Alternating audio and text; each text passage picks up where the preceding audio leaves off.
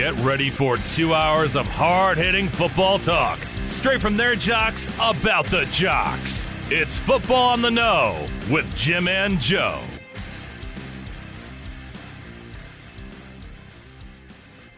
All right, welcome everybody to another episode of Football on the Know. I am Jim McPhee, alongside of me is Mr. Joe DeCapita. What's going on, alls? Welcome back for another edition of Football on the Know Show.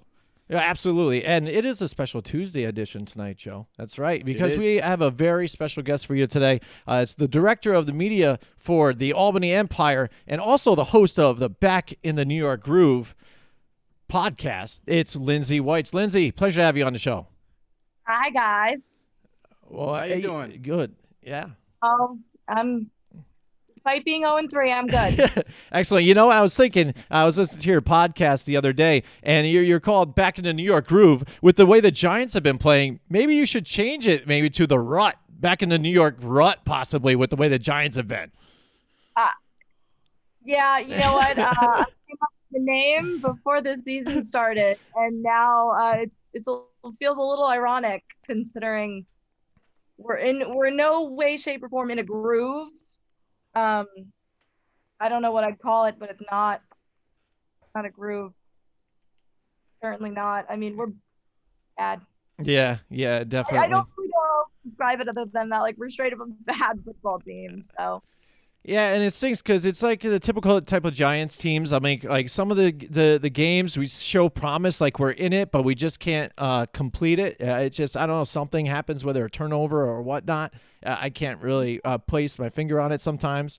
But let's just look forward or back at this past weekend real quick at something positive real quick. And Eli Manning was inducted into the Ring of Honor now. I know you're a big Eli person, so am I. And, you know, there's always that debate. You know, he's in the Ring of Honor now. Now, in your opinion, I'm sure it is a yes, but do you think he should be in the Hall of Fame? And will you please, if so, explain why to others that think he should not be? Well, clearly, of course, I think he should be in the Hall of Fame. Eli Manning gave me the two greatest days of my life. And, you know, I think the reason people think that he shouldn't be in the Hall of Fame is because, you know, the interceptions and that kind of thing, which obviously the interception number is high. And it's not great. It's not pretty. Mm-hmm. And also, I think a lot of people look at the last few years of his career when he started to deteriorate, and they might say, oh, you know, he wasn't playing well. And I agree he wasn't. Then again, the last few years of his career, I think the Giants wasted. He was given Odell. Yeah, Odell was injured. You had a lot of injuries going on in the last few years of his career, so I agree. The last few years of his career weren't great. But the reason he should be in the Hall of Fame is you don't go into a game being played on the biggest stage in the world and beat the greatest quarterback of all time. And I'm saying that, you know, I'm saying Tom Brady is the greatest quarterback of all time because there's really nobody else who has done what he has done. Mm-hmm. And yeah, the Giants defenses in those Super Bowl years were a huge reason that they won and then they even made it to the Super Bowl. But you can't win a game without scoring more points. Mm-hmm. So you go in and you play the way he did and you make the plays he did in those Super Bowls. And if I was voting for the Hall of Fame, even not as a Giants fan, clearly if I was voting for the Hall of Fame as just myself, I would vote for every single Giant up for, you know, induction. But those two nights, those two Super Bowls, I think that's Hall of Fame material. Yeah. And that's in 16-year career, the not missing a game due to injury. The only game he ever did not start was because of Ben McAdoo being an idiot. Damn you, McAdoo. I know. Yeah. That hurt me too. I mean, and I know what you're saying because, again, we've seen Eli Manning drafted and grow with the team, the ups, the downs, and then that's one of the things that we even really held on to.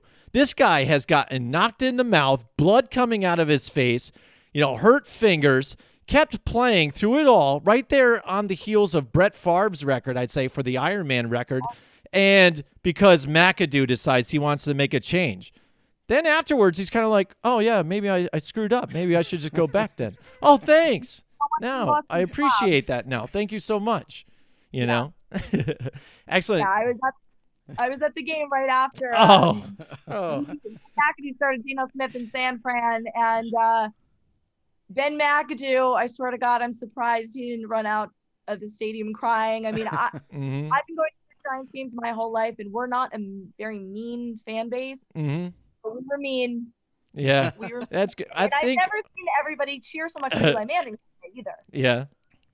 Yeah, I mean, and I think they're always known, too, for that one snowball fight game, I think, too, where they start throwing snow onto the field. Everybody's like, those New York fans. And I'm like, the hell with you. Those Philly fans, and sorry, Joe, those Raiders fans throw batteries and stuff at people. About. I mean, they are savages. I don't know what you're talking about.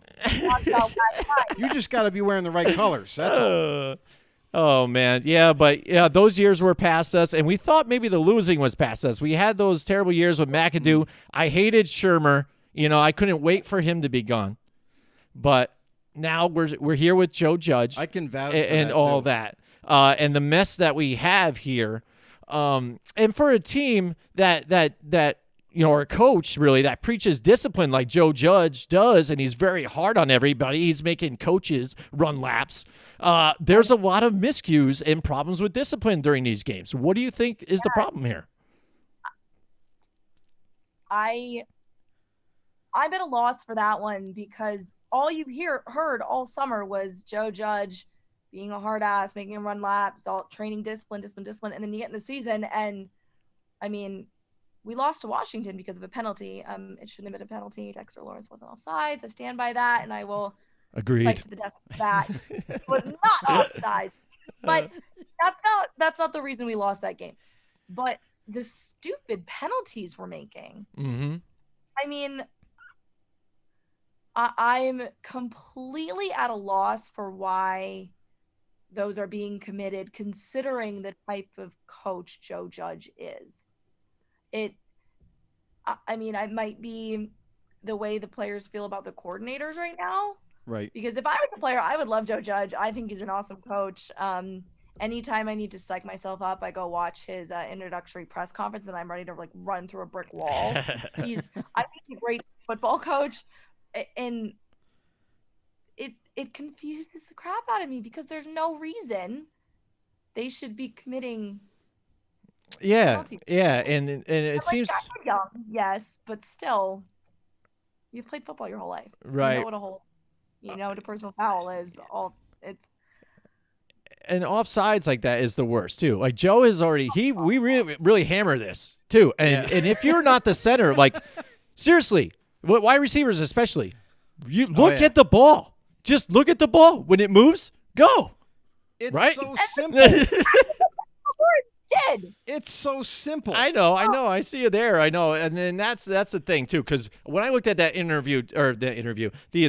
replay still, I saw it too. But I'm at my home yelling at the TV just like you probably were too. And I'm like, look at this.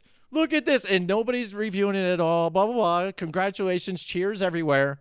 And I'm just yelling still. I'm like, review it. And it's rough. And there's another loss. Yeah. No. and we're going to see it until the bye week. We're going 0-7 until the bye. Oh, wow. There you go. I know Statement. we have a tough schedule. There is a tough schedule ahead too. So I mean that's the problem, true. and we needed to get a couple of these wins here. So I mean we've touched on Eli Manning and how great that was, that ceremony that happened for him, and that's all well and good. But I have a current question now that a lot of Giants fans, some NFL fans are kind of wondering. You know, first of all, do you believe in quarterback Daniel Jones is your quarterback for the long term? And if so, why?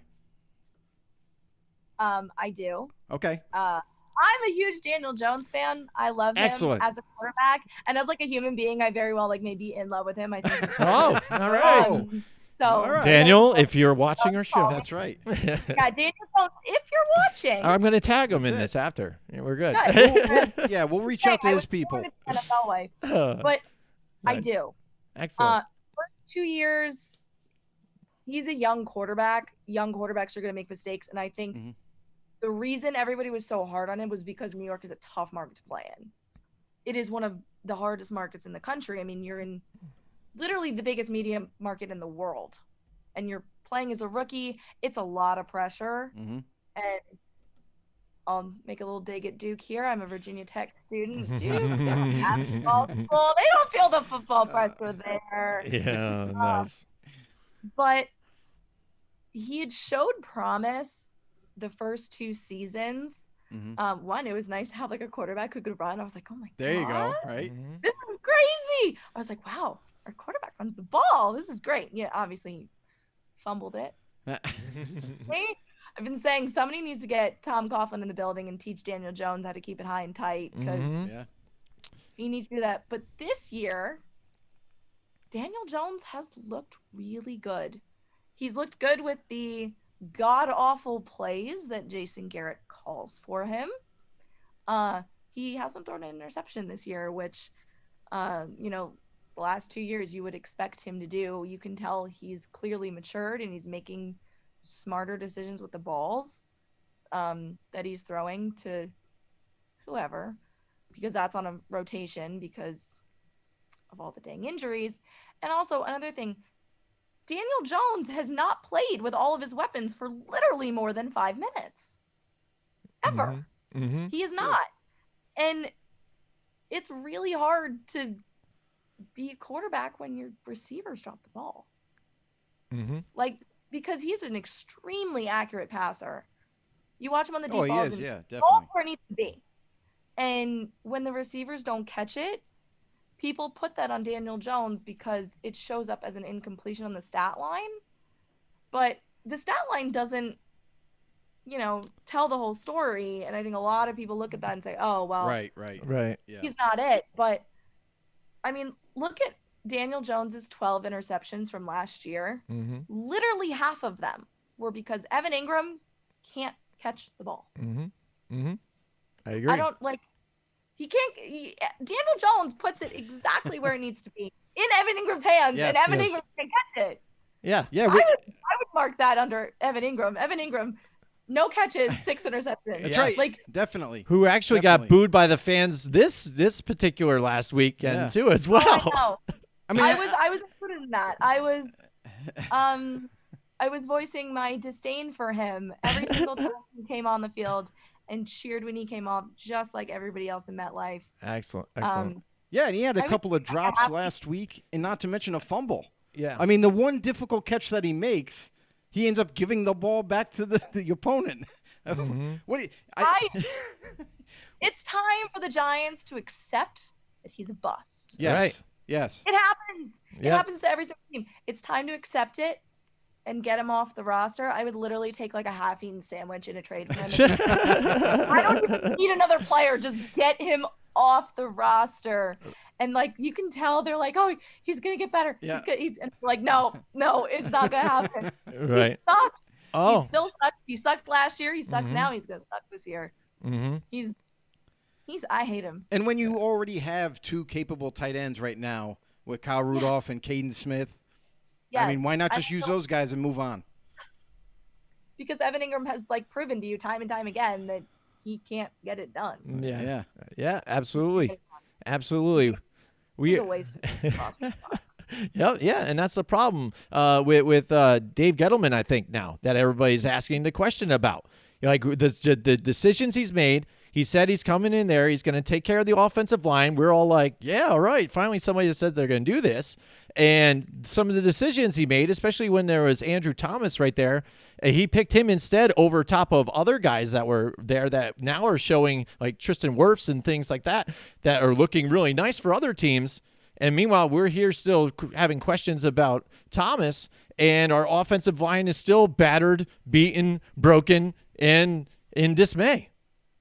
Yeah. No, Dave Gettleman confuses me. He legitimately, I sit there, I'm like, I don't understand it, because Dave Gettleman goes out and gets James Bradbury, Blake Martinez, Kenny Golladay this year. His free agent classes have been good, and then he'll just do really weird things in the draft. Like, I don't dislike the Andrew Thomas pick. I think he's definitely showed improvement this year. Mm-hmm. I find the Kadarius Toney pick to be absolutely baffling to me. The trade? Oh my God, I loved that. Yeah. Loved the trade.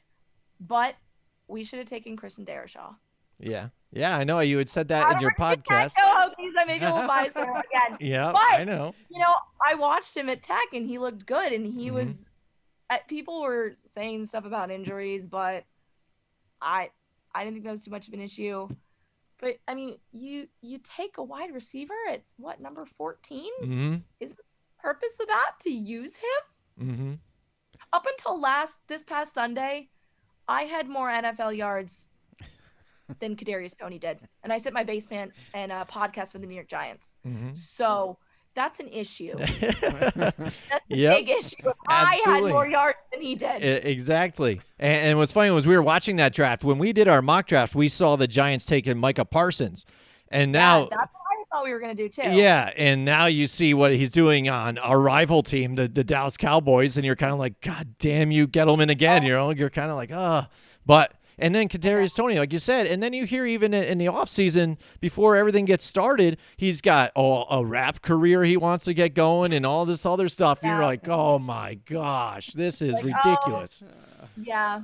And it amazes me because you do your research on these guys. Yeah, where's the character research, right? Because I've heard it may be an attitude thing, but it's like, how did you not know that before? It's not like you're sitting in the draft room on draft day and be like, yeah, I've never heard of him, but he seems like a good idea, number 14. No, you do your research into these guys, not just as players, but as players off the field and like regular old human beings. Yeah, right. If they have a problem, why'd they take it? Yeah, all 32 teams, they do their due diligence on every single prospect that they're interested in, and they do a ton. It's not just, what have you done on the football field in college? It's also like, behavioral issues that they may or may not have, any kind of crime that they might have committed in the past, whether it could be the minorest thing of stealing bubble gum from the corner store. I mean, they know pretty much everything. You don't want that. And I mean, because obviously they don't want to run into another DeAndre Baker situation, Sam Beal situation. Even going as far back as Plaxico Burress situation. Yeah. You don't want those. Yeah, and absolutely.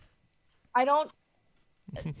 The only thing that I've mixed feelings about the first round of the draft, because you just fleeced the Chicago Bears. You could tell they wanted Justin Fields and they were going to do whatever they wanted to get that. And Dave Gettleman clearly saw the benefit in that. So we're going to have 2 first-round picks this year, and they're going to be in the top 10. So that's so exciting. Kadarius Toney, don't understand. Azeez Ojulari, though. Yeah, that's looking nice, right? Picks these last few years have been awesome. I love Azeez Ojulari. He should have gone in the first round. He was first-round talent. We got him in the second round, and he's showing he's first-round talent. Oh, definitely. And that's the thing with a guy like Azeez. Like, even in that draft, there was so many prospects that everybody wanted to label him as first-round talent, but you can only pick so many. So luckily for the Giants, sitting right there for them with their second overall pick, and there they have it. They got themselves a pass rusher. He's performing. He is the highest pro football focused pass rush grade out of any single rookie right now. And that's gonna be super important with the loss of Blake Martinez. Yeah. Oh, yeah, I know. And that hits hard, too. And that's the thing. When we're already down, and then Blake's down now, torn ACL, and you're like, come on. Is it going to get any better? Like, 2 captains in a row, man. Yeah. Yep. Why are you going to do us like that? Yeah. So let me ask you real quick then. Now that you brought up Blake Martinez, how much do you think Blake Martinez is going to affect the, without him being there for the Giants, how much is it going to affect the defense going forward? It's going to be bad. Yeah. It's going to be bad because you're an opposing offense. You're going to be like, wow. So the whole middle of the field, they just lost their starting middle linebacker who's a tackling machine. I'm going to sit there all day and target that middle of the field. Mm-hmm. Because it's not like the opposing offenses are stupid, because they're not the Giants. Right. The loss of Blake Martinez is going to hurt us significantly, because already the defense has not been playing well. And I don't know what Patrick Graham did differently this year, but I don't like it. Mm-hmm. So the defense is already hasn't been performing the way they did last year, which confuses me because we have almost everybody back. Mm-hmm. Yeah, and then even then some, right? Yeah. I think the only guy we really lost was BJ Hill. Mm-hmm. And then you go out and you draft Adoree Jackson, Azeez Ojulari. There was another, Rodarius Williams. Mm-hmm. Yeah, so you go and take all these defensive guys. So not only do you have almost everybody returning, you add some, and your defense isn't playing well. Right. The defense, Teddy Bridgewater, looked like league MVP week 1. Mm-hmm. Like converting 4 fourth downs in the first half, you really let him do that? Mm-hmm. Yeah, and that's the thing too. Is like we watched it, and this is what's funny too. Is you were right on the same wave with everything that we've been talking about too as well. It's pretty amazing. You can't stand zone. You like man. We love man too, and even with the way the defense is set up, that's what they were doing. They were doing soft zone the whole time, and people were just dropping it down and picking them apart one by one. You saw Taylor Heineke do it. Taylor Heineke. Damn you, Heineke. You know, and it was ridiculous. And you're watching this, and it's disgusting. And you know that even you have the personnel to really go man on people, right? Especially with Bradbury, one of the best quarters. You have. I already playing him man to man. Absolutely, and the one thing that bothers me too is putting Jabril Peppers in the box, going single high safety, and that's when you want to do man. Yeah, Jabril Peppers. Yeah, okay, he's gonna hang with everybody. That's a great idea. You know, how about this? How about drop Logan Ryan down into the box and put Jabril Peppers back at safety in his spot and keep McKinney and Peppers back there, and there you go. Yeah. How about do that? A guy that can actually cover, a safety that can play safety and corner. There you go, because Jabril Peppers is just getting cooked in the box. I can't stand it, and that's what killed us last week as well. He shouldn't be in coverage. No. He's not that kind of safety, though. No. He can do tons of other things, sure, but he shouldn't be in coverage. Yeah. Absolutely. Like I always thought, stay back at safety because that's his position there. But again, blitzing on the outside, perfect. You want him to be the blitzing safety on the inside of the box? Run it. But put him back there? No, I don't think so. And again, it happens time and time again, and you keep seeing it. And like you said, watching those first couple weeks, that soft zone that they're doing, I think they improved the last week and maybe a little the second half of the game in week 2, but still not, up to where they probably were last year. No, and I've never liked zone. I'm just saying, if I was the defensive coordinator for the Giants and I had those guys, soft zone would literally be the last thing on my list. Yeah, it seemed like they were ready to play prevent when the game began. You know what I mean? Yeah. It's like, let's give everything up under the middle and not give up the deep ball. What about Teddy Bridgewater and what about Taylor Heineke says, these guys might beat us deep.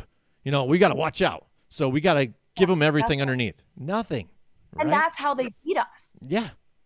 Is because we let them walk all over us in the 10, 12-yard range, but Denver isn't an offense that's going to pass it 40 yards downfield. The 10, 12-yard range is where they're going to throw it. And when you let them do it, that's how they kill you. Absolutely. And I think Patrick Graham made adjustments for the second half because it looked better in the second half. Mm-hmm. Perfect. I would have been much happier if we started off not playing soft zone. Also, the Giants are so bad. If we're down, we're not coming back. Right. Even if we're up, we're not going to win. So either way, the Giants are not going to be a team where we can come out in the second half and, put together a winning campaign in the second 2 quarters. It's not going to happen. So when you let the opposing offense just destroy you first half, you've lost the game at halftime. And they did against Denver. That game was over at halftime. And I was sitting in that stadium week 1. I was like, yeah, so this game's over. I'm just staying for the entertaining Broncos fans now. Excellent. I'm here for your entertainment. I was staying for the Broncos fan arguing with me in front of me, who was like, was clearly underestimating me and what I know, and schools him, whatever, do it all the time. He's like, I'm like, this is why I stayed, so I could just make fun of you, because you're gonna look at me and think, oh, blonde chick, she doesn't know what she's talking about. Like, I'll argue with you the whole game, buddy. And he ended up moving down because I think he was embarrassed. So at that point, game over at halftime, I was staying for the entertainment of the Broncos fans because they were just entertaining me at that point. Excellent. And also, hadn't been to a football game in 18 months. I feel like I can't. First game back, I can't leave. And that's also, the I've thing. never been the kind of fan that's going to leave. So. Yep. Excellent. We are talking to the director of media for the NAL Champions now, Albany Empire. That's right, Let's Joe. go. That was an amazing game. We'll get to that in a little bit. But and also host of the Back in the New York Group podcast. It's Lindsey Weitz. We have Paulie Matty in the house with us tonight. Hey, Paulie, you're out there. You're our boy here. If you got questions for Lindsey, let him rip out here. And Michael Guerrero, too. Shout out to you as well, too.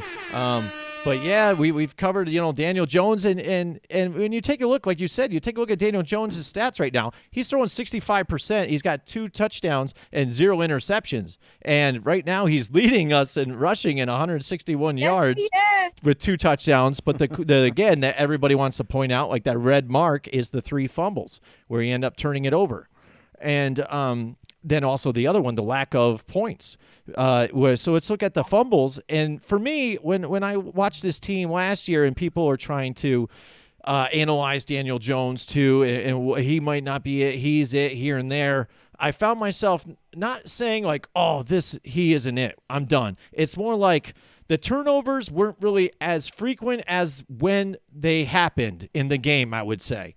Like right at key pivotal points in the game, that's when it would happen. You saw in this Denver game too as well, week 1, where he's scrambling, looks like he's going to get the first down for us, and we're going to roll down there and win this game, and cough it all out, it's over, and that's the Daniel Jones way. Yeah. No, it is. It's and Tom Coughlin is listening. Yeah. Quick trip to East Rutherford. Just teach him how to keep it high and tight. Yeah, or even make amends with Tiki Barber because he had the fumbling problem, and then he learned real quick. Tom Coughlin taught him high and tight, and what was it against Atlanta? He had a fumble, but he recovered it. Yes. And if he's gonna fumble, he's gonna recover. That's a step in the right direction. Right. Yeah, but I mean, he didn't feel that pressure. It was like right on his neck. Like, how do you not see that? Like right there. I know. Luckily he looked down. He's like, oh no, and jumped right back on it. And you saw that'll improve as he spends more time in the league. Absolutely. Learn, But he's yeah. young in his 3rd year. But the thing is too. Well, let me bring this up first here before we get into this. Now, I listened to your show last week. I think it was too. And I'm just going to ask you straight up right now, is it time to start your hashtag kidnap Jason Garrett right now? Yes! Yes! Kidnapping Jason Garrett! Yes! I am taking him. He'll be fine. I have a nice little whole room in my basement for him. He'll get food and water and all that. He'll have amenities, whatever. But I'm going to make him sit in my basement and watch all the god-awful plays he's been calling for 2 years. So, yes, I'm kidnapping Jason Garrett, and I'm taking his place.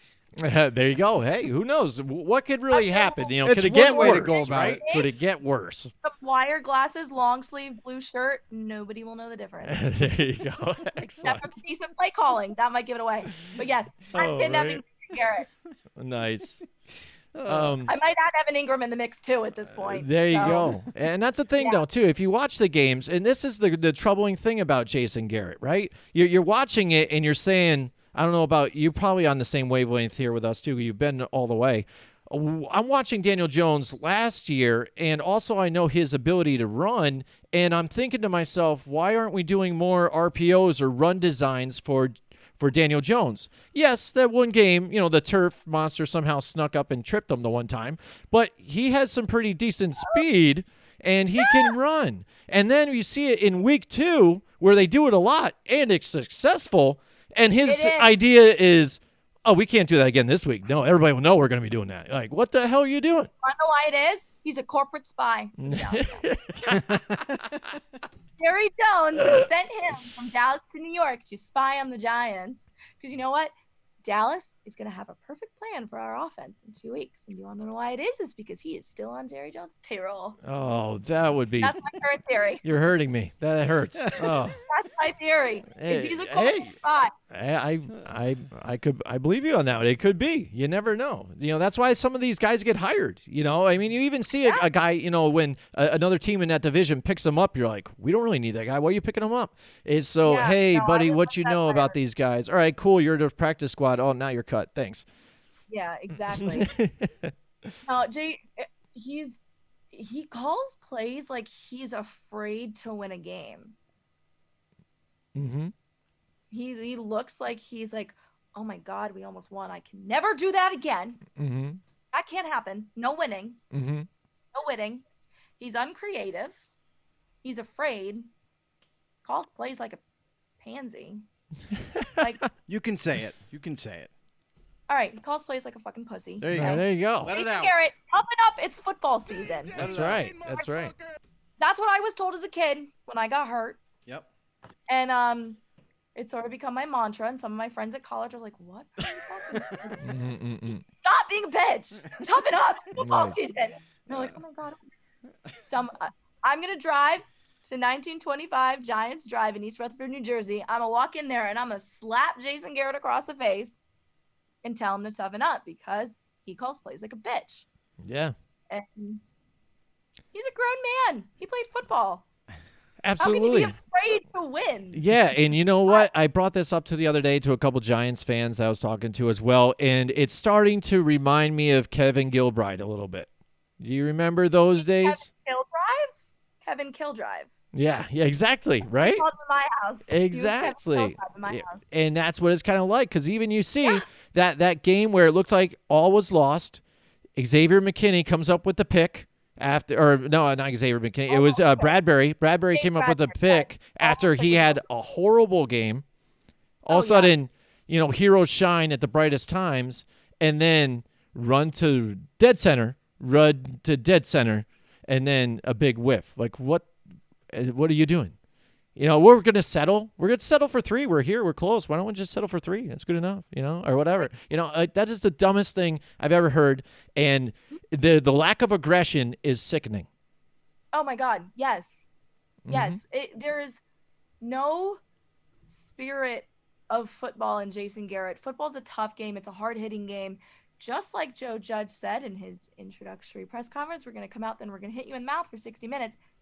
Jason Garrett feels none of that energy at all. Jason Garrett seems like he thinks of football like it's golf, where you have to be able to play and, proper. No, it's football. You're supposed to be aggressive. I would hope Jason Garrett has gotten that message by now. Mm-hmm. But maybe he hasn't.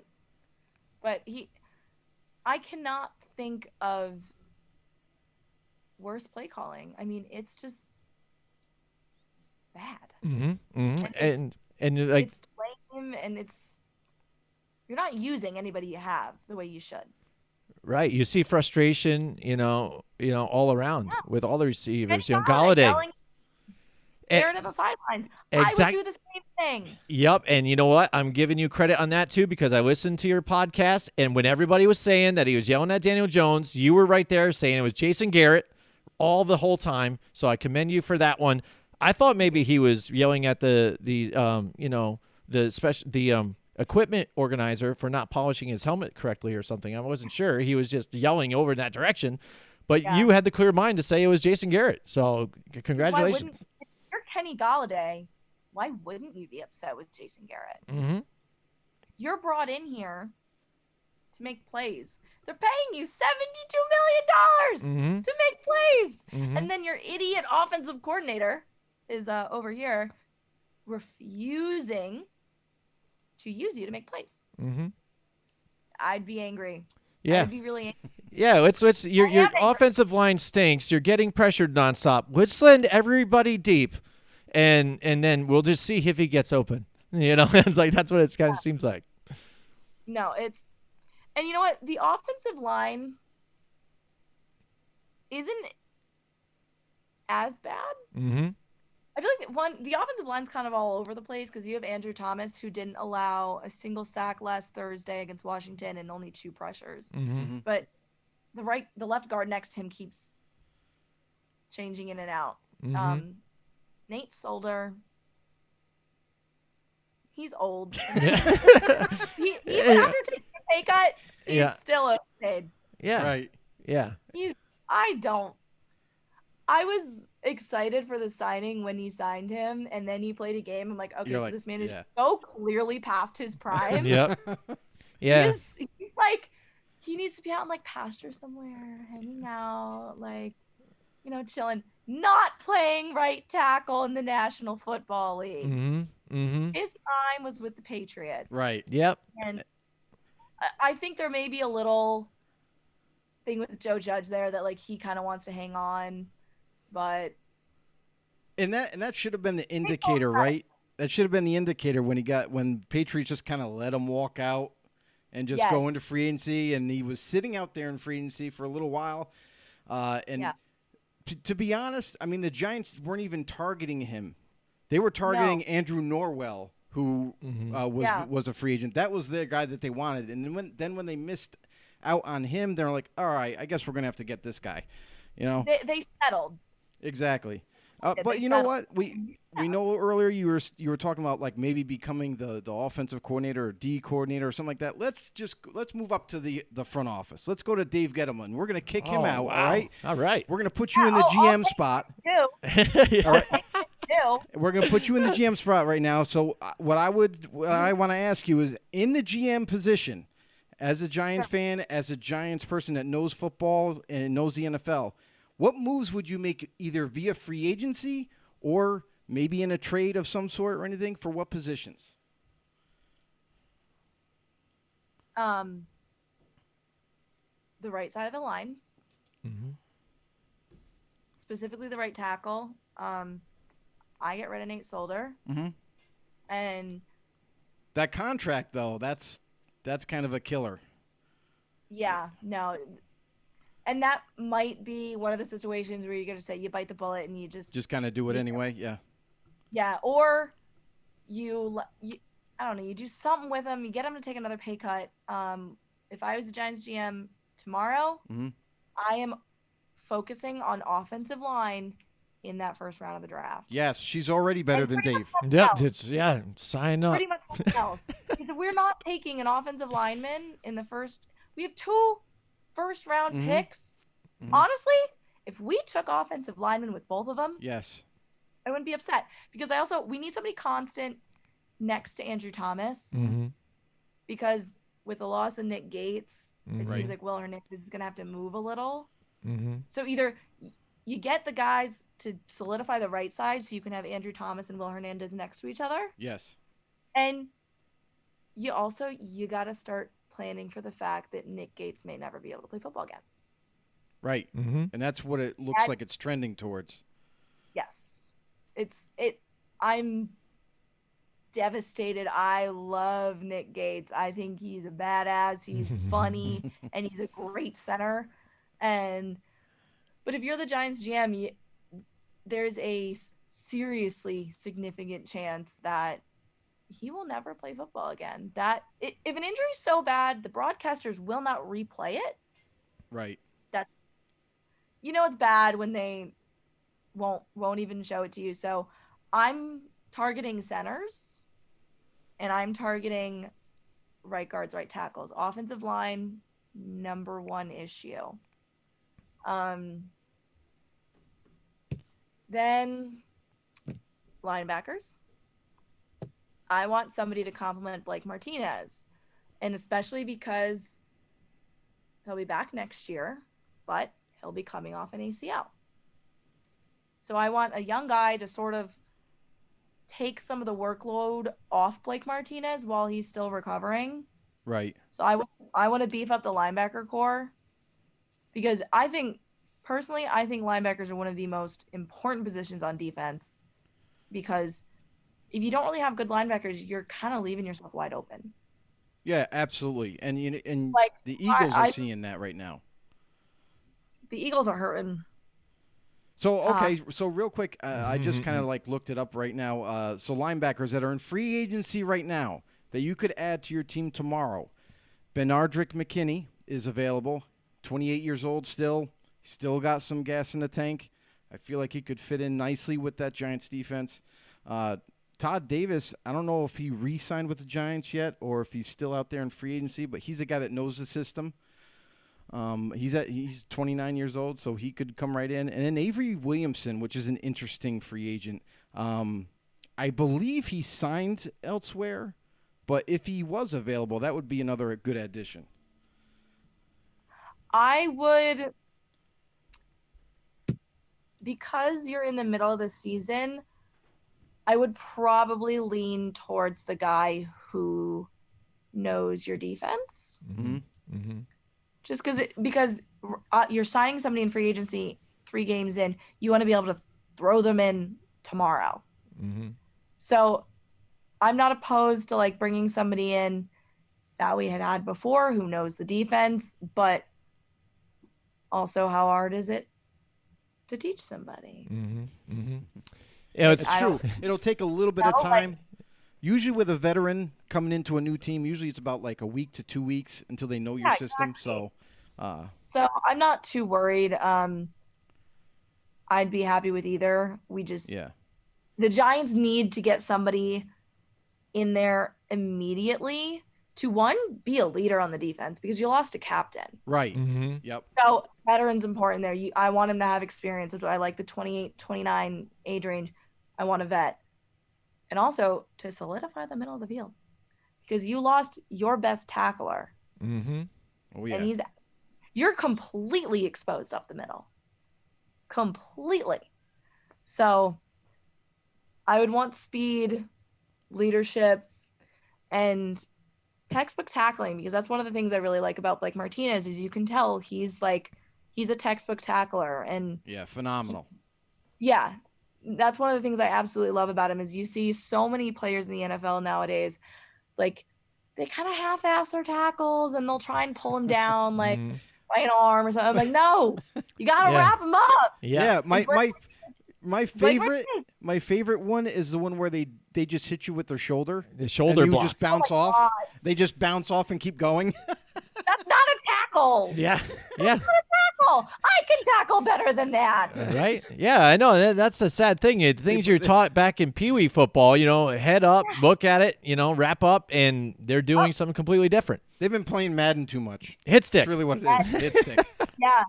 No, so I would like to get somebody who has Blake Martinez's style of play. Mm-hmm. And the finishing the tackles is really the most important thing to me, because that was one of the best things about him is he finished his tackles. Right. Because there's nothing that makes me angrier when like your defense guy's just like really? That's why I thought it was strange when they released Ryan Connolly, because I thought even though he ended up getting injured for the whole season or whatever, but in that preseason he was really like a ball hawk all over it and wrapping up. He was nice. Again, textbook tackler. And then to see him move on, it was sad. But you know what? The Detroit Lions just dropped Jamie Collins, so they'll probably get Jamie Collins. He's a former Patriot, so we never know. True, but I just don't. I just don't see him fitting. I don't into that see it type either, of, but you never know. Defense. But Giant. Honestly, I don't think Dave Gettleman's going to go out and get somebody. Anyway, you just ride it out. Just gonna ride it out. Let's just see what we can do. Yeah, we'll see. I mean, it's going to be a long road. Like she said, I mean, if you take a look at this schedule, it only gets harder. You've got the Chargers, you've got the Chiefs, I mean, the Saints. But we've seen the Saints go up and down too, so I think a couple of those games could be really close and a surprise, I think. We can compete, but I don't think we're going to win. Yeah. Dallas is going to kick our ass. The Rams are going to slaughter us. We're going to go to Kansas City and get absolutely murdered on Monday Night Football. Raiders are going to kill us. Then Tampa Bay in Tampa on Monday night. Done. Philly with all the injuries they've had, maybe. Miami, they looked okay. Nothing like that. That I could see being like a close game that we choke at the I feel like second. you guys could beat the Dolphins. Yeah, I think so too. We can. Hopefully. Let's hope. I mean, listen. If you don't have hope, what do we have right now? All right, come on. I have hope for 2 or 3 wins. Yes. I'm not one of those fans. You're not one of those fans either. I could probably tell, but you're not one of the ones that are like, oh, we're tanking for this, whatever. I hope we lose to get this. Yeah, I didn't think so either. No, I don't believe in tanking. I think it's stupid, but I'm going to be honest. I'll be completely honest. I don't see us winning more than 2 or 3 games. Okay. Unless you take away play calling duties from Jason Garrett and you tell Patrick Graham to go back to the scheme he was using last year. But Judge said the other day there's adjustments in the game plan, but they're not taking play calling duties away from coordinators. So we're stuck with Jason Garrett. All right. Well, we'll see. At the very least, you can hope that Dave Gettleman will start to notice some things and be like, hey, you guys got to change stuff. You guys got to do something. All right, so we ran through the scenario that you were the GM, but if, they do get rid of Gettleman, is there somebody in mind that you kind of like that they interviewed possibly last year that you would like in that position?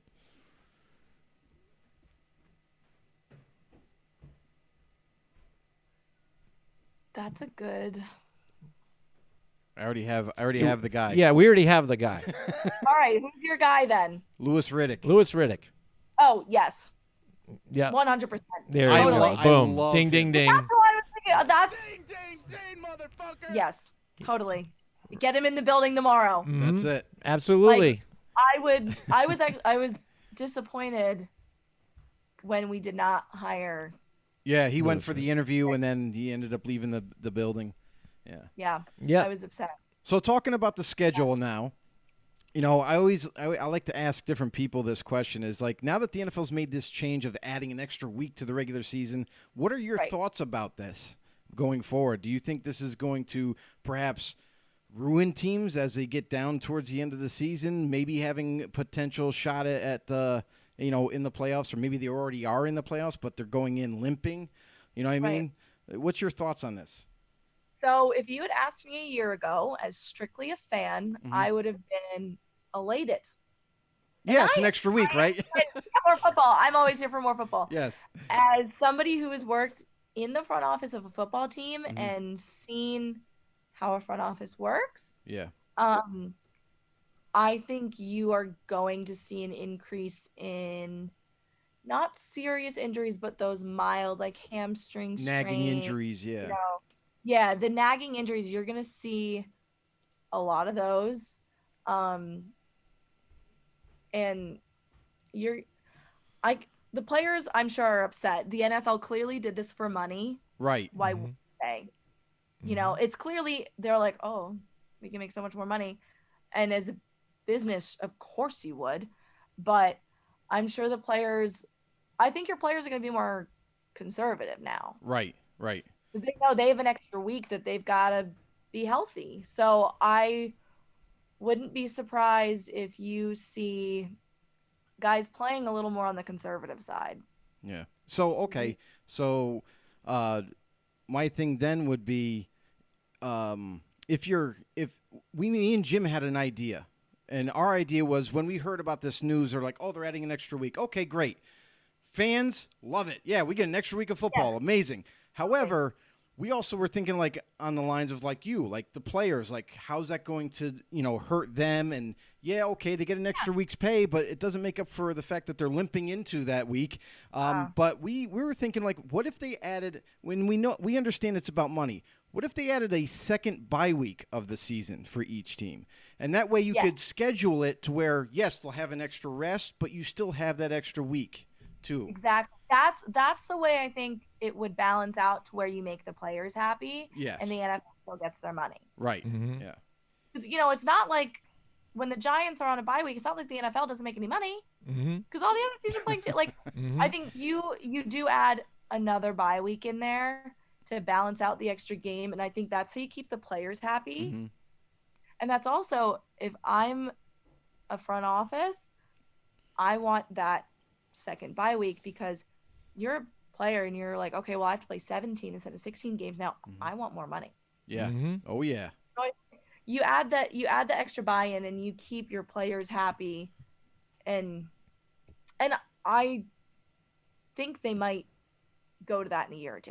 Yeah, they might. They might. have the NFLPA complaining. Right. Mm-hmm.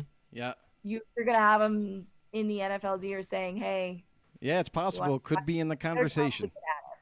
Definitely. All right, I Right, got and one with last question for you. Okay. All right. All right. Can I just bring this up real quick? Go ahead. What do you think about this now? Say you move back, it's going to be 18 weeks. That gives it that position to move it further into February. So are you on board with having the Super Bowl the weekend of President's Day weekend and having that particular Monday off? Yes, because I've always said the Monday after Super Bowl Sunday should be a national holiday. There you go. There you go. Because I think if they do that, you add that extra week and you don't try and say get rid of the preseason altogether and start your season earlier. I'd say you keep moving it back, and then it lies right in place, and it's going to flow nicely right there. Yeah, that will definitely make a lot of fans happy. Everybody's going to be happier with that Monday off. Yes, 100%. everybody would rejoice. Yeah. I was ever president of the United States, the first thing I would ever do would be make the Monday after Super Bowl Sunday, a national holiday. Well, there you First go. thing I would do. Yes. So now she's running for president now too. That's Here we it. go. Let's do it. She's got my vote. Let's go. She's got my I vote. got off Science Offensive Coordinator, Giants GM, and now president. Yes. Yes. Taking all these jobs. I'm here Amazing. for it. And We it love it. doesn't stop there, Yeah, because the last question is, if you were the NFL commissioner for one day, what's something that you would change in the NFL? I would get rid of this stupid ass taunting. No. Yeah. Nice. What the hell is that? What is it? You have like basically taken the fun competitive nature in the game and said, oh yeah, you can't do that anymore. I'm sorry. No, that rule, ripping it right out of the rule book, scribbling it out. No, absolutely no more of that. Oh, and then I'm deporting the Philadelphia Eagles after that. Philadelphia Eagles after that. Nice. All Yeah. hands, By the way, everything. Picking them up and I'm moving to an island because I hate them. there you go. Well, she's doing the politics right now, because that's what I mean. She could add it in that bill. There you go. Like, by the way, we'll put this in small lettering right here. Just sign right here. All right. And then within that whole thing, there you go. There goes the Philadelphia Eagles. Like, what the hell? Philadelphia Eagles are no longer in existence. Thank you. Nice. Awesome. Fine print. I'll check them with the fine print. But no, I hate the taunting penalty. I think it completely takes away like that fun competitive nature that Well, the problem is too, I think want it's from professional athletes. it's very conflicting all the time. It's like when you're trying to discipline a child, we'll say, or trying to set rules. If you say, "Oh no, you can't do that. You can't jump around. You can't do this," and then all of a sudden you're like, "Well, it's okay this one time. Why don't you jump around and you can do this?" Blah blah blah. Oh, now you're getting out of hand. Now you got to stop. Now you can't do it. Now you can't do it. Exactly. And then you do it, and that's what they've been doing. They allowed, Chad Johnson with the cell phone and all that stuff, blah, blah, blah. Then, that's too much. You're spreading, taking too long. It's offensive. We'll take it away.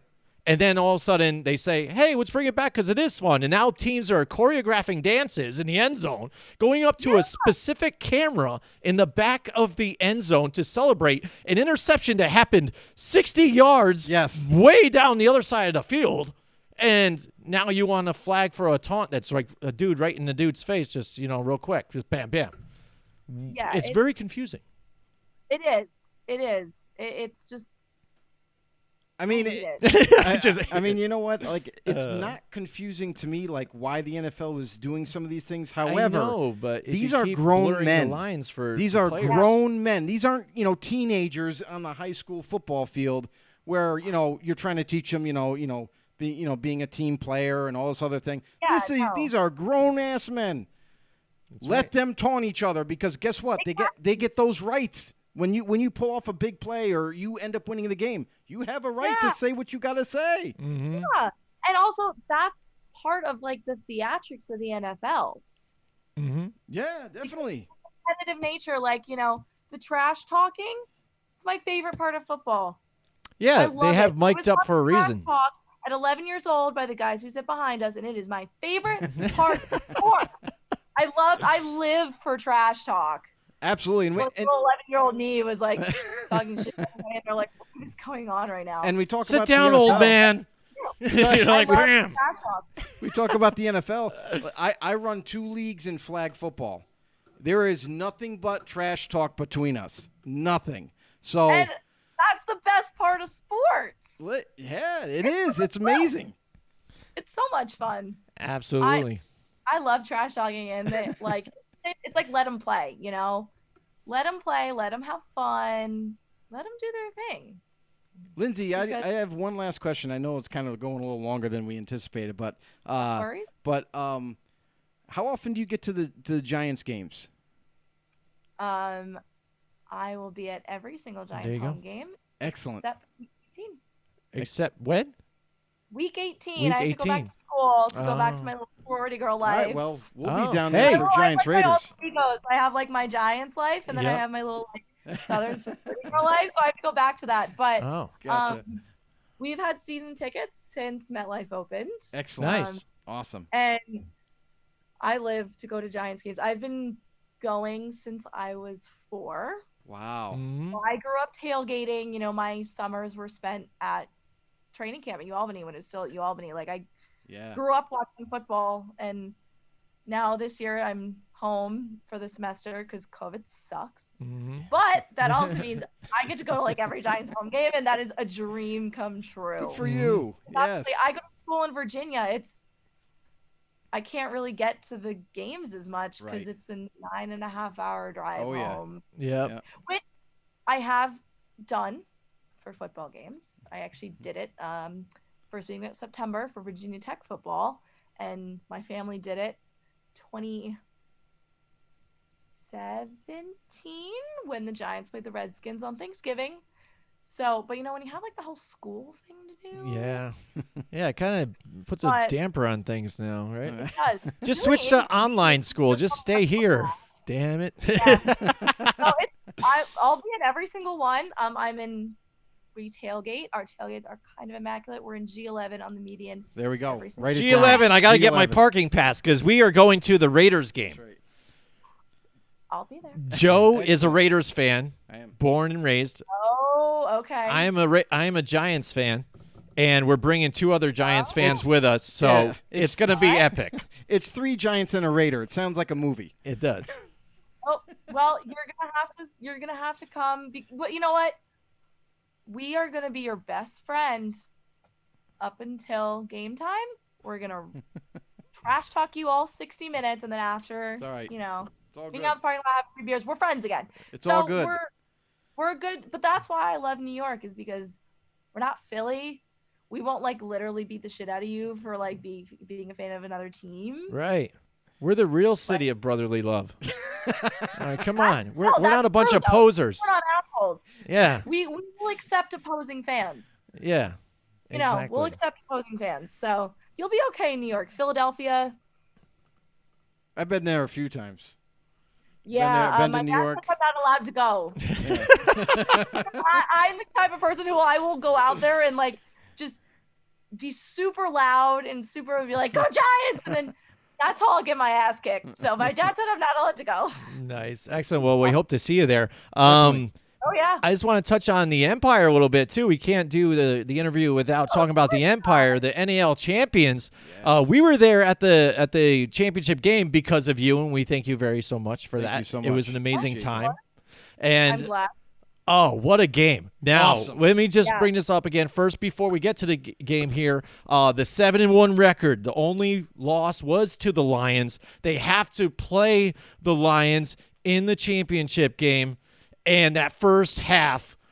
Wow! Like we were controlling the tempo of the game, but then it seemed whenever the Lions got it, they just knew Sony's number or something. They just were bombing it. It was like one play score. It was like playing the Chiefs. It was a shootout. It was It was a insane. total shootout. But that's honestly, I think that's kind of the fun of arena football. Is Mhm. like it's a shootout kind of game, Mm-hmm. and then it's a shootout for like the whole time, and you're like, oh my god, this is so stressful. And then like your defense comes up with that one big play that you need to secure the win, and that's one of the things that I really enjoy about arena football is because it's super back and forth. Mhm. And the high scoring is so much fun. Oh yeah.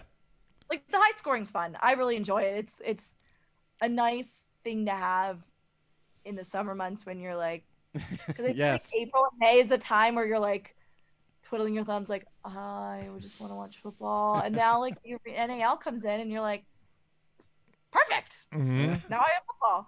And it was, obviously my dream is to work in football. Someday I hope to be working for the New York Giants. And the fact that I was able to work with the Empire this year, it was awesome. I loved every minute, and I still love every minute of it because I'm still there right now. And it's awesome. It's a great environment, but I cannot tell you how stressed I was that championship game. Oh my god. Oh, yeah. We were stressed, and Yeah. I can't imagine you though. And then everybody for that. Oh. I mean, we were watching Levac on the sides and pacing back and forth. I think he lost some more hair that day, but it was pretty crazy. I was sitting there praying to Tom Coughlin.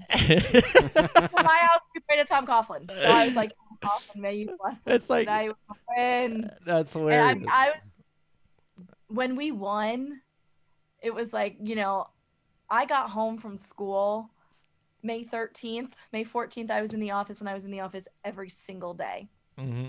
from then until like August. So the winning was like, obviously I wasn't playing, but I'd put in so much work to that team and getting everything ready. And it was like the best feeling ever. You're like, it paid off in the best way possible. Mm-hmm. And, obviously as a Giants fan, like I was excited when we won the Super Bowl, but being on a team that wins a championship is a completely different feeling. Oh, yeah. And I get ice. Yeah. There you Oh, go. she's got There the you bling go. too, the ring. I get Nice. ice, man. That's good. I'm excited. That's amazing. awesome. It was the championship game was awesome, Whoa. and I was like pulling my hair out the whole time. Yeah. My best friend was helping me out. Then she was like, "You need to calm down." I'm like, "No." Yeah. You couldn't Not ask for a better game. Oh, And again, I think it was Kenneth Magruder that had the interception at the end that sealed the deal. It was tight, but what kind of well, we know the impact, but how important was it for you guys, I think, to have Craig Peterson on your team? Because this guy, again, when we were down in that game where the Lions started to kind of pull ahead a little bit, and then for him to hit consecutive goals, 2-point conversions on the kickoffs to get us back into that game, and then ultimately put us up on the turnover and seal the deal. How important was it to have him on your guys' team? that was clutch. Mm-hmm. We're lucky that we have a kicker who has the accuracy to nail that on kickoffs. And I think we're also a little lucky with the arena we have that we don't have the Jumbotron hanging too low, because we played in Columbus. Oh. You can tell Yeah. that was fun off. But having him, he obviously, those two deuces played a huge role in us winning. Mm-hmm. And he 100% deserves the credit for that, because, we may not have won. Yeah. I mean, it's definitely And pivotal. that's also a really fun part about the NAL is that, you have the 2 points on kickoffs, and they clearly can seriously impact the game. And I've always said, special teams never gets enough credit, Mm-hmm. ever. In high school, in college, in the NFL, in the Arena League, special teams never, ever gets the credit that they deserve. So him hitting those two deuces was it was clutch. It was big. There's It was big. really no other word for it than clutch. Yeah, absolutely. Clutch. And we talked to him after the game, and we talked to him after the game, the playoff game before that, and where he had missed, I think it was the first extra point or the first field goal, and we said, "Hey man, what happened? You missed that." And he goes, "Yeah, I don't know." He was like, "But he says it's textbook. You look past it, you get over it." I made the next couple, we move on, and it was clear that he was dialed in that night and performed for his team, and it was amazing. It was amazing. Yeah, I have my Empire shirt on right now. I'm representing right now. So Love it. I love it. Looks great. I have this no, you can tell he's the kind of guy who he can move on. He's a short memory, which is really important for especially players like kickers. Mm-hmm. Because if you're gonna think about that, you're gonna screw yourself over mentally. So I think it's definitely important. He's the kind of guy who can be like, all right, that wasn't my kick. I got the next one. So that his ability to do that came in handy because he helped us win the game. Absolutely. Because I don't know what would happen. I don't know if I'd be a Arena Bowl champion. That's right. Now you Crack got the one more leg, ring. baby. There you go. All right, I have one more question for you, and we like to have fun with our guys, people that we interview and things. At Gods, we've done a lot of different things about wrestling, Levac, drinking. I think I'm not sure what else is there, but we do a picks competition now on our show. Him versus me, Jim and Joe. Here we go, and the loser at the end of the year has to drink. It's a football-sized glass full of liquor. And we have to pick the liquor. They drink it on the show, and they get lit while we do another show right after the Super Bowl. It's a lot of fun. So I'm going to ask you, what is the worst bet that you have ever lost? Worst bet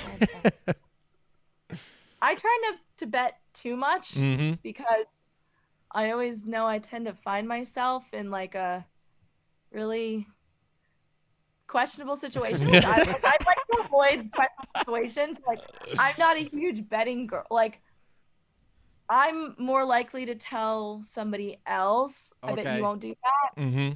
Like, I'm definitely more I'll instigate you. But also most of the times, like, it's gonna have to do with football. And honestly, the only thing. I lost the bet, and I had a Cowboys friend in high school, and the Cowboys and Giants used to always play each other week 1, so we put $20 on the game, and the Giants lost. So I had them $20, so I decided to pay it in pennies. Well, that's kind of I love that, because that's almost like a spite right back on them. So you really still got the upper hand on the whole thing. I love it. Yeah, the other bets, I mean, nobody made you shave your eyebrows or anything like that. No, I've been bet by like my friends in fraternities. Oh, there's no way you can like drink that much. I'm like, okay. Boom. I'll show you. I will. Yeah, there you go. I will fall asleep on a couch somewhere, but I'll do it. Right, right. I'll do it. Yeah, and that's why that's the same thing with ours. Like, that's why we're like, what are we gonna do? We can do different punishments here and there. And like, well, if somebody loses, you're kind of winning too, because you get to drink the whole thing of, what it might be and stuff. So party. Yeah, and everybody enjoys the show. It's a lot of fun. Exactly, it's a party. But I think that's a great punishment, isn't it? Well, maybe we'll have to get you in on it. Maybe next season or something like that. Maybe Super Bowl. How about that? We'll throw it in there. Always. Excellent. Yes, I'm down. Excellent. I'm down. I'm always down for football and partying, and they're my two favorite Sweet. things to do. Well, that's what we'll do. We'll meet up with you at the game then, maybe tailgate, and we'll figure it out. But thank you so much for joining us. It's been such a pleasure to talk to you, and I think I feel a little better. Yeah, no problem. Even though my Giants suck at everything, I think getting it all out, and talking about it has made me feel a little better for now until Sunday, I guess, right? Yeah, It really is. It is. It's nice. But thank you so much for joining us, and we Thank hope you to. for having me on. No problem. Go Empire. Good luck and everything, and we hope to see you during the season again, maybe. Oh, of course. Excellent. Thank you so much. All right. All right. Thanks, guys. All right. Bye-bye. Bye. Lindsay. All right, Joe. That was pretty nice. That was pretty amazing. No, it was we good. got It to was talk good. about We got- everything, right? Listen, we got. Listen, for you, I think it was more therapeutic It does. for Like, you I seriously feel good. and her. Mm-hmm. Because you guys both being Giants fans, you got a lot of things off your chests. We talked about it. We debated. We got everybody's opinion on it. And now we're moving on. Mm-hmm. But now I think we've come to the conclusion for the Giants is that your whole coaching staff and your GMs need to lock themselves in their houses because Jim and Lindsay could be coming right after you. Maybe that's it. Maybe we could be running mates or something like that. You guys will be the for hitmen. Something like that. If again, I've got the in now. Maybe she'd be like, I'm getting. If not commissioner, she'll be the GM, I'd be like, listen, I've coached flag leagues before. I got some plays. I'll show you this. I know what we're doing wrong. We talked about it. The plays. Yeah, I'm like, we'll do some more RPOs or whatever. I call D coordinator. Sounds good. Let's just make it a big Empire Football on the Know Godzilla Media family. Let's just do it. But thank you so much, everybody, for joining us. Thank you to all the sponsors out there, too. Also, you see the things scrolling down there, Buck Environmental Solutions, Johnstone Supply, Mohawk Honda, Paul Perry Kitchens, and also don't forget Techie's Fire and Water Restoration, who covers all of our podcasts. Everybody out there listening to us on the podcasts, we really appreciate you guys joining us with them. They are all brought to you by Techie's Fire and Water Restoration, your quickest way to normal. And also, if you guys are out there with energy drinks, Raise Energy, go to repsports.com, hit the promo code Raise Them Up, and you can get 15% off your order. All because of us here. We'd love to help you guys out there, and we hope to see you guys real soon out there. But this is our special edition here of Tuesday night, Joe. Yeah. It was a lot of fun. Yeah, just want to say thanks, everybody. And just like Jim said, as far as repsports.com goes, any purchase, make sure you enter Raise Them Up for our promo code. It helps out our channel. It helps out the show. And we get like a small commission off of it. So we would really appreciate you guys. If you bought anything, make sure you enter Raise Them Up and at repsports.com. Also, hey, if you're a fan of the show, if you like what you see, if you're a newcomer, even if you're a newcomer, join us up, link up with us. You can email us. You can hop on YouTube. Any comments down below, don't be shy. If you want to follow us, go ahead over to YouTube, Football on the Know Show. You search us up there. We'll drop down, hit that subscribe button, hit the notification bell just to let you guys know when we go live. Also, if you don't like YouTube and you're just a Facebook guy or girl, you can go over to Facebook. Same thing. Search us up. Become a know-it-all. Become a member. All right. Thanks a lot, and we'll see you guys tomorrow. Join us next week from 8 till 10 Wednesday nights for more Football on the Know with Jim and Joe.